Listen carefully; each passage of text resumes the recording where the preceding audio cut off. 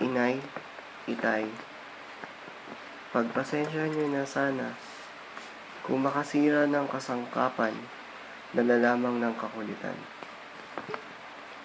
Ako'y bata lamang na di pa nalalaman, mabagal, at kanyang kahalagahan.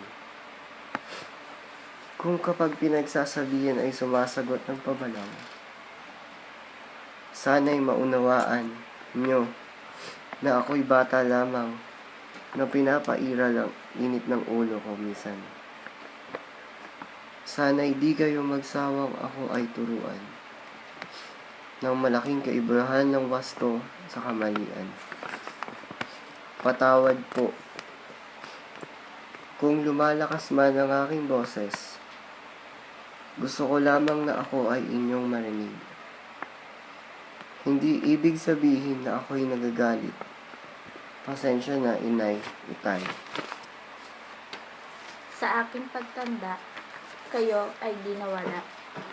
Naaalala ko pa nang ako'y unang masugatan. Yakap at pagmamahal mo ang pumawi sa sakit na naramdaman. Lahat binigay ninyo kahit wala na. Dahil sa pagmamahal nyo, nahubog ako bilang isang tao. May takot sa Diyos at respeto sa kapwa. Yan ako ay dahil sa inyo. Sa inyo na nagbigay sa akin ng buhay at nagpadama ng pagmamahal na walang kapantay. Noong aking kabataan, pinatulog ako ng tinig mo, Inay, at natutong ngumiti habang nakikipaglaro sa iyo, Itay. Dito, sa mundong puno ng kalituhan, di niyo ako iniwan. Kayo ang nagsilbi kong ilaw sa bawat madilim na daan. Dahil sa inyo, natuto akong mabuhay at magmahal ng tunay. At hindi ko pa po makakalimot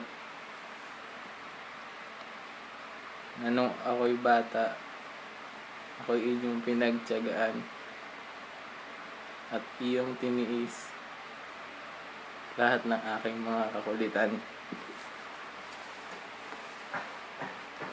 Sa inyo, Inay, Itay, nais ko po sana hanggang sa inyong pagtanda, matamay lumabot, pandinig may humina.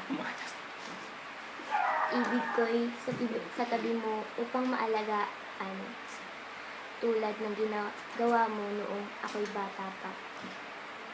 Asahan mo, Inay, Itay, sa panalangin ko'y lagi kayong laman, na sana kayo ay laging bantayan, at sana ay humaba pa ang inyong buhay.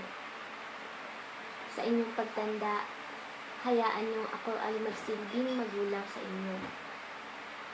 Di ko man masabi ng harapan, dahil nauunahan ng hiya minsan.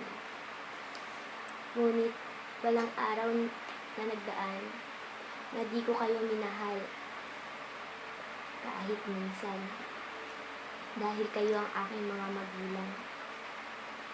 Lahat ng ito ay dahil sa inyo.